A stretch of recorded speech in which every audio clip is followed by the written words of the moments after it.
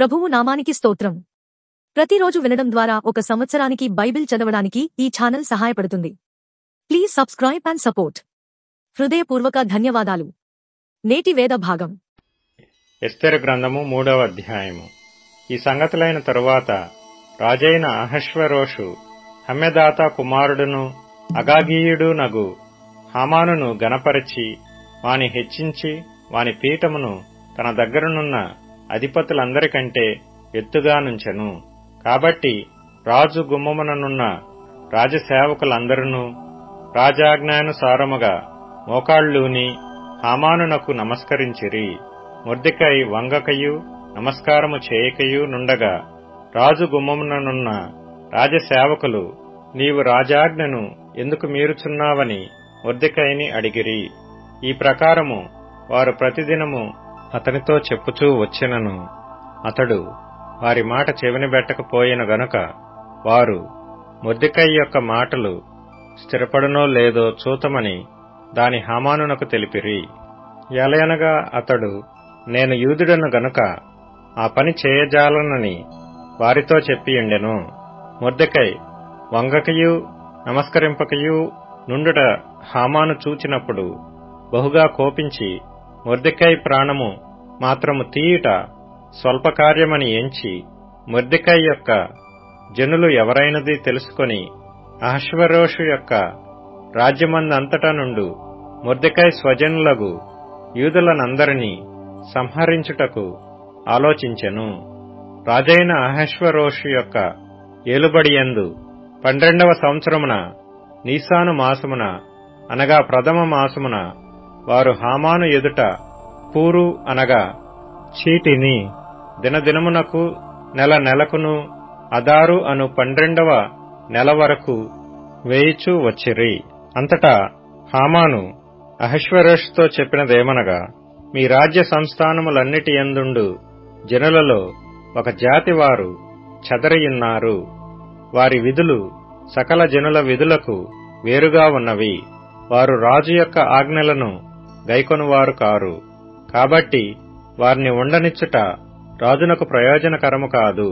రాజునకు సమ్మతి అయితే వారు హతము చేయబడినట్లును నేను ఆ పని చేయువారికి 20,000 మణుగుల వెండిని రాజు యొక్క ఖజానాలో ఉంచుటకు తూచి అప్పగించున్నట్లును చట్టము పుట్టించుమనగా, రాజు తన చేతి ఉంగరము తీసి దానిని హమ్మెదాతా కుమారుడైన అగాగీయుడగు హామానునకిచ్చి, ఆ వెండి నీకియ్యబడియున్నది. నీ దృష్టికి ఏది అనుకూలమో అది ఆ జనులకు చేయునట్లుగా వారును నీకు అప్పగింపబడియున్నారని రాజు సెలవిచ్చెను. ఈ హామాను యూదులకు శత్రువు. మొదటి నెల 13వ దినమందు రాజు యొక్క వ్రాతగాండ్రు పిలువబడిరి. హామాను ఆజ్ఞాపించిన ప్రకారము అంతయు ఆయా సంస్థానముల మీద నుంచబడిన రాజు యొక్క అధిపతులకును అధికారులకును ఆయా సంస్థానములలోని జనముల మీద నుంచబడిన అధిపతులకును అధికారులకును వారి వారి లిపిని బట్టియు ఆయా జనముల భాషను బట్టియు రాజైన అహష్వేరోషు పేరట ఆ వ్రాతగాండ్ర చేత తాకీదులు వ్రాయింపబడి రాజు ఉంగరము చేత ముద్రింపబడెను. అదారు అను 12వ నెల 3వ దినమందు యవ్వనులనేమి, వృద్ధులనేమి, శిశువులనేమి, స్త్రీలనేమి, యూదులనందరినీ ఒక్క దినమందే బొత్తిగా నిర్మూలము చేసి వారి సొమ్ము కొల్లపుచ్చుకొమ్మని తాకీదులు అంచెవారి చేత రాజ్య సంస్థానములన్నిటికీ పంపబడెను. మరియు ఒకానొక దినమునకు వారు సిద్ధపడవలనను ఆ ఆజ్ఞకు ఒక ప్రతి ప్రబలింపబడినదై ప్రతి సంస్థానములోనున్న సమస్త జనులకు ఇయ్యబడుటకు పంపబడెను. అంచెవారు రాజాజ్ఞ చేత త్వరపెట్టబడి బయలు వెళ్ళిరి. ఆ యాజ్ఞ షూషను కోటలో ఇయ్యబడెను. దాని విని షూషను పట్టణము కలతపడెను. అంతట రాజును హామానును విందుకు కూర్చుండిరి. ఎస్తెరు గ్రంథము 4వ అధ్యాయము. జరిగినదంతయు తెలియగానే మొర్దెకై తన బట్టలు చింపుకొని గోనె పట్టలు వేసుకొని బూడిద పోసుకొని పట్టణపు మధ్యకు బయలు వెళ్లి మహాశోకముతో రోదనము చేసి రాజు గుమ్మము ఎదుటికి వచ్చెను. గోనె కట్టుకొనిన వాడు రాజు గుమ్మమున ప్రవేశింపకూడదన్న ఆజ్ఞ కలదు. రాజు యొక్క ఆజ్ఞయు శాసనమును ఏ సంస్థానమునకు వచ్చెనో అక్కడనున్న యూదులు ఉపవాసముండి మహా దుఃఖములోను ఏడ్పులోను రోదనములోను మునిగిన వారైరి. అనేకులు గోనెను బూడిదను వేసుకొని పడియుండిరి. ఎస్తేరు యొక్క పనికత్తెలను ఆమె దగ్గరనున్న షండులను వచ్చి జరిగిన దాని ఆమెకు తెలియజేయగా, రాణి గొప్ప మనోవిచారము కలదై మొర్దెకై కట్టుకొనియున్న గోనెపట్టను తీసివేయమని ఆజ్ఞ ఇచ్చి కట్టించుకొనుటకై అతని యొద్దకు వస్త్రములు పంపెను. గాని అతడు వాటిని తీసుకొనలేదు.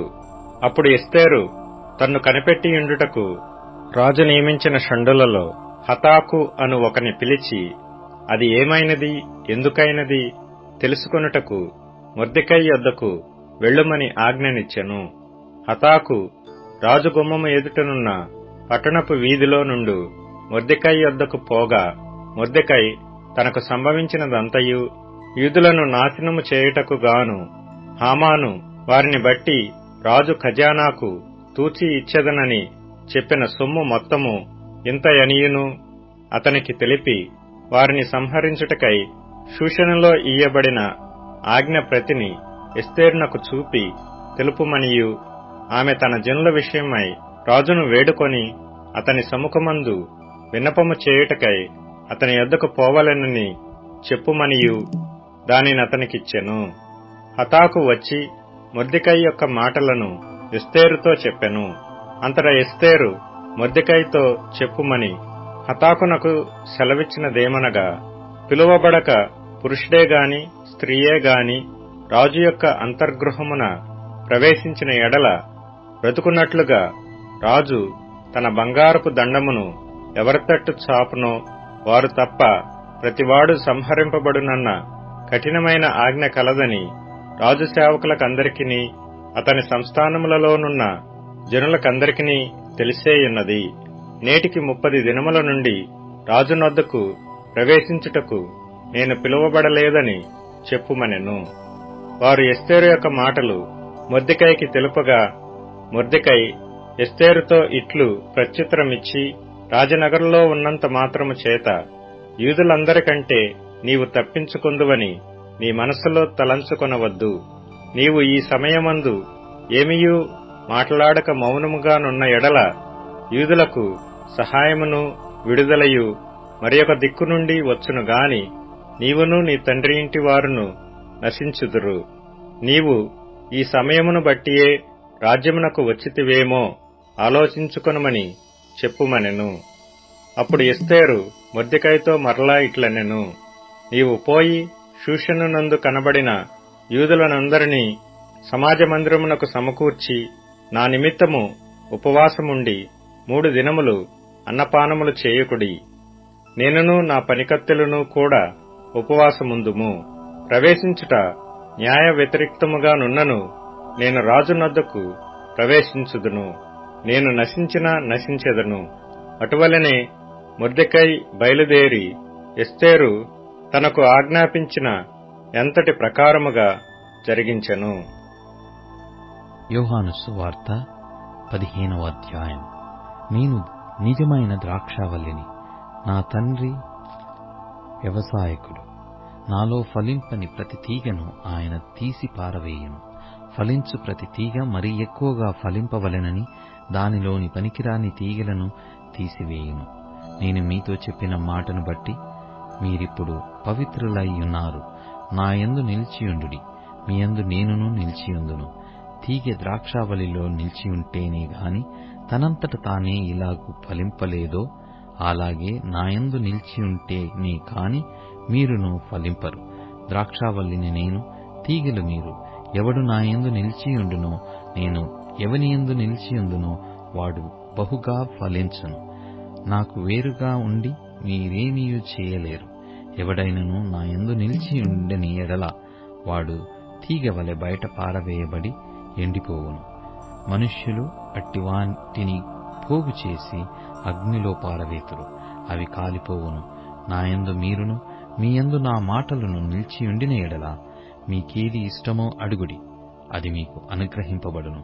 మీరు బహుగా ఫలించుట వలన నా తండ్రి మహిమపరచబడును. ఇందువలన మీరు నా శిష్యులగుదురు. తండ్రి నన్ను ఏలాగు ప్రేమించెనో నేనును మిమ్మును అలాగు ప్రేమించితిని. నా ప్రేమయందు నిలిచియుండిడి. నేను నా తండ్రి ఆజ్ఞలు గైకొని ఆయన ప్రేమయందు నిలిచియున్న ప్రకారము మీరును నా ఆజ్ఞలు గైకొనిన ఎడల నా ప్రేమయందు నిలిచియుందురు. మీయందు నా సంతోషము ఉండవలెను అనియు మీ సంతోషము పరిపూర్ణము కావలెననియు ఈ సంగతులు మీతో చెప్పుచున్నాను. నేను మిమ్మును ప్రేమించిన ప్రకారము మీరొకనినొకడు ప్రేమించవలెననుటయే నా ఆజ్ఞ. తన స్నేహితులు కొరకు తన ప్రాణము పెట్టువాని కంటే ఎక్కువైన ప్రేమగలవాడెవడునూ లేడు. నేను మీకు ఆజ్ఞాపించు వాటిని చేసిన ఎడల మీరు నా స్నేహితులయ్యుందురు. దాసుడు తన యజమానుడు చేయు దానిని ఎరుగడు గనక ఇక మిమ్మును దాసులని పిలవక స్నేహితులని పిలుచుతున్నాను. ఎందుకనగా నేను నా తండ్రి వలన వినిన సంగతులన్నిటినీ మీకు తెలియజేసితిని. మీరు నన్ను ఏర్పరచుకొనలేదు. మీరు నా పేరట తండ్రిని ఏమి అడుగుదురో అది ఆయన మీకును అనుగ్రహించినట్లు మీరు వెళ్లి ఫలించుటకును మీ ఫలము నిలిచియుండుటకును నేను మిమ్మును ఏర్పరచుకొని నియమించితిని. మీరు ఒకనినొకడు ప్రేమింపవలెనని ఈ సంగతులను మీకు ఆజ్ఞాపించుచున్నాను. లోకము మిమ్మును ద్వేషించిన ఎడల మీకంటే ముందుగా నన్ను ద్వేషించినని మీరెరుగుదురు. మీరు లోక సంబంధులైన ఎడల లోకము తన వారిని స్నేహించును. అయితే మీరు లోక సంబంధులు కారు. నేను మిమ్మును లోకములో నుండి ఏర్పరచుకొంటిని, అందుచేతనే లోకము మిమ్మును ద్వేషించుచున్నది. దాసుడు తన యజమానుని కంటే గొప్పవాడు కాడని నేను మీతో చెప్పిన మాట జ్ఞాపకం చేసుకొనుడి. లోకులు నన్ను హింసించిన ఎడల మిమ్మును కూడా హింసింతురు. నా మాట గైకొనిన ఎడల మీ మాట కూడా గైకొందురు. అయితే వారు నన్ను పంపిన వానిని ఎరుగరు గనుక నా నామము నిమిత్తము వీటన్నిటినీ మీకు చేయుదురు. నేను వచ్చి వారికి బోధింపకుండిన ఎడల వారికి పాపము లేకపోవును. ఇప్పుడైతే వారి పాపమునకు మిషలేదు. నన్ను ద్వేషించువాడు నా తండ్రిని కూడా ద్వేషించుచున్నాడు. ఎవడునూ చేయని క్రియలు నేను వారి మధ్య చేయకుండిన ఎడల వారికి పాపము లేకపోవును. ఇప్పుడైతే వారు నన్నును నా తండ్రిని చూచి ద్వేషించి ఉన్నారు. అయితే నన్ను నిర్హేతకముగా ద్వేషించిరి అని వారి ధర్మశాస్త్రములో వ్రాయబడిన వాక్యము నెరవేరునట్టు ఇలాగు జరిగెను. తండ్రి యొద్ద నుండి మీ యొద్దకు నేను పంపబోవు ఆదరణకర్త అనగా తండ్రి యొద్ద నుండి బయలుదేరు సత్యస్వరూపి అయిన ఆత్మ వచ్చినప్పుడు ఆయన నన్ను గూర్చి సాక్ష్యమిచ్చును. మీరు మొదటి నుండి నా యొద్ద ఉన్నవారు గనుక మీరును సాక్ష్యమిత్తురు. యోహాను సువార్త 16వ అధ్యాయం. మీరు అభ్యంతరపడకుండవలెనని ఈ మాటలు మీతో చెప్పుచున్నాను. వారు మిమ్మును సమాజ మందిరములో నుండి వెలివేయుదురు. మిమ్మును చంపు ప్రతివాడు తాను దేవునికి సేవ చేయుచున్నానని అనుకొను కాలము వచ్చుచున్నది. వారు తండ్రిని నన్నును తెలుసుకొనలేదు గనక ఇలాగు చేయుదురు. అవి జరుగు కాలము వచ్చినప్పుడు నేను వాటిని గూర్చి మీతో చెప్పి తినని మీరు జ్ఞాపకం చేసుకొనులాగున ఈ సంగతులు మీతో చెప్పుచున్నాను. నేను మీతో కూడా ఉంటిని గనక వెంటనే వీటిని మీతో చెప్పలేదు. ఇప్పుడు నన్ను పంపిన వాని యొద్దకు వెళ్ళుచున్నాను. నీవు ఎక్కడికి వెళ్ళుచున్నావని మీలో ఎవడునూ నన్ను అడుగుటలేదు. కాని నేను ఈ సంగతులు మీతో చెప్పినందున మీ హృదయము దుఃఖముతో నిండియున్నది. అయితే నేను మీతో సత్యము చెప్పుచున్నాను. నేను వెళ్లిపోవుట వలన మీకు ప్రయోజనకరము. నేను వెళ్ళని ఎడల ఆదరణకర్త మీ యొద్దకు రాడు. నేను వెళ్ళిన ఎడల ఆయనను మీ యొద్దకు పంపుదును. ఆయన వచ్చి పాపమును గూర్చియు నీతిని గూర్చియు తీర్పును గూర్చియు లోకమును ఒప్పుకొనజేయను. లోకులు నా యందు విశ్వాసముంచలేదు గనక పాపమును గూర్చియు నేను తండ్రి యొద్దకు వెళ్ళుట వలన మీరిక నన్ను చూడరు గనక నీతిని గూర్చియు ఈ లోకాధికారి తీర్పు పొందియున్నాడు గనక తీర్పును గూర్చియు ఒప్పుకొనజేయును.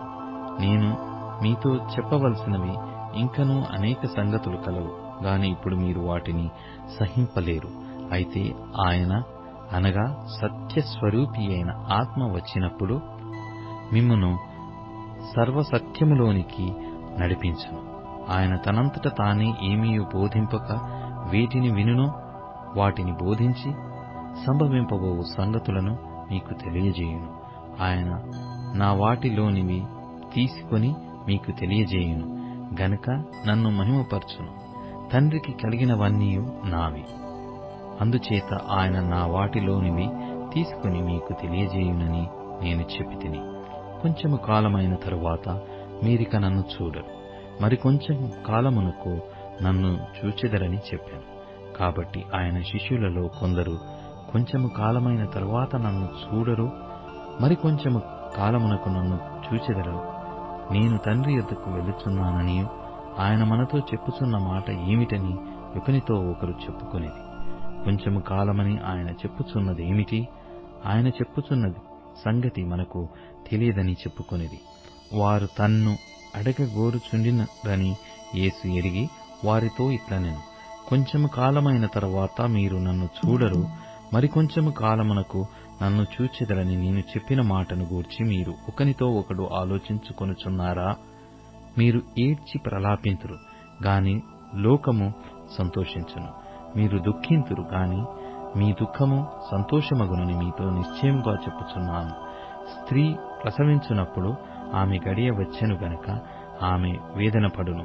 అయితే శిశువు పుట్టగానే లోకమందు నరుడొకడు పుట్టెనని సంతోషము చేత ఆమె ఆ వేదన మరి జ్ఞాపకము చేసుకొనదు. అటువలే మీరును ఇప్పుడు దుఃఖపడుచున్నారు, గాని మిమ్మును మరలా చూచెదను, అప్పుడు మీ హృదయము సంతోషించును. మీ సంతోషమును ఎవడునూ మీ యొద్ద నుండి తీసివేయడు. ఆ దినమున మీరు దేని గూర్చియు నన్ను అడుగరు. మీరు తండ్రిని నా పేరట ఏమి అడిగినను ఆయన మీకు అనుగ్రహించునని మీతో నిశ్చయంగా చెప్పుచున్నాను. ఇదివరకు మీరేమీయు నా పేరట అడగలేదు. మీ సంతోషము పరిపూర్ణమగునట్లు అడుగుడి, మీకు దొరుకును. ఈ సంగతులు గూఢార్థముగా మీతో చెప్పితిని. అయితే నేనిక ఎన్నడూనూ గూఢార్థముగా మీతో మాటలాడక తండ్రిని గూర్చి మీకు స్పష్టముగా తెలియజెప్పుడు గడియ వచ్చుచున్నది.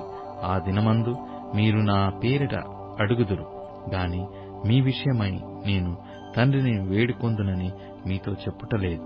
మీరు నన్ను ప్రేమించి నేను దేవుని యొద్ద నుండి బయలుదేరి వచ్చితినని నమ్మితిరి గనుక తండ్రి తానే మిమ్మను ప్రేమించుచున్నాడు. నేను తండ్రి యొద్ద నుండి బయలుదేరి లోకమునకు వచ్చియున్నాను, మరియు లోకమును విడిచి తండ్రి యొద్దకు వెళ్ళుచున్నానని వారితో చెప్పెను. ఆయన శిష్యులు, ఇదిగో ఇప్పుడు నీవు గూఢార్థముగా ఏమీయూ చెప్పక స్పష్టముగా మాటలాడుచున్నావు. సమస్తము ఎరిగిన వాడవనియు ఎవడునూ నీకు ప్రశ్న వేయ నగత్యము లేదనియు ఇప్పుడెరుగుదుము. దేవుని యొద్ద నుండి నీవు బయలుదేరి వచ్చితివని దీని వలన నమ్ముచున్నామని చెప్పగా యేసు వారిని చూచి, మీరిప్పుడు నమ్ముచున్నారా? ఇదిగో మీలో ప్రతివాడును ఎవని ఇంటికి వాడు చెదిరిపోయి నన్ను ఒంటరిగా విడిచిపెట్టు గడియ వచ్చుచున్నది, వచ్చియేయున్నది. అయితే తండ్రి నాతో ఉన్నాడు గనక నేను ఒంటరిగా లేను. నాయందు మీకు సమాధానము కలుగునట్లు ఈ మాటలు మీతో చెప్పుచున్నాను. లోకములో మీకు శ్రమ కలుగును, అయినను ధైర్యము తెచ్చుకొనుడి, నేను లోకమును జయించి ఉన్నాననెను. కీర్తనల గ్రంథం 26వ కీర్తన. యెహోవా, నేను యథార్థవంతుడనై ప్రవర్తించుచున్నాను, నాకు తీర్పు తీర్చుము. ఏమీయూ సందేహింపకుండా యెహోవా యందు నేను నమ్మకయించియున్నాను. యెహోవా, నన్ను పరిశీలించుము, నన్ను పరీక్షించుము, నా అంతరంద్రియములను నా హృదయమును పరిశోధించుము. నీ కృప నా కన్నుల ఎదుట నుంచుకొని ఉన్నాను, నీ సత్యముననుసరించి నడుచుకొనుచున్నాను. పనికి మాలిన వారితో నేను సాంగత్యము చేయను, వేషధారులతో పొందు చేయను. దుష్టుల సంఘము నాకు అసహ్యము, భక్తిహీనులతో సాంగత్యము చేయను. నిర్దోషినని నా చేతులు కడుగుకొందును. యెహోవా, నీ బలిపీఠము చుట్టూ ప్రదక్షిణము చేయుదును, అచ్చట కృతజ్ఞతాస్తుతులు చెల్లింతును, నీ ఆశ్చర్య కార్యములను వివరింతును.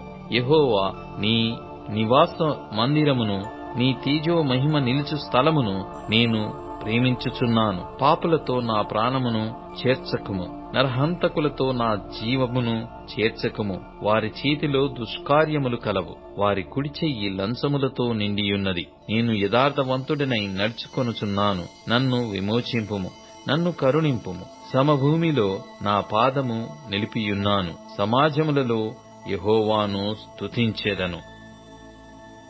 ఇప్పుడు ట్యూన్ఇన్, స్పాటిఫై, అమెజాన్ మ్యూజిక్ మరియు యూట్యూబ్ మ్యూజిక్ లో కూడా అందుబాటులో ఉంది. Please follow us.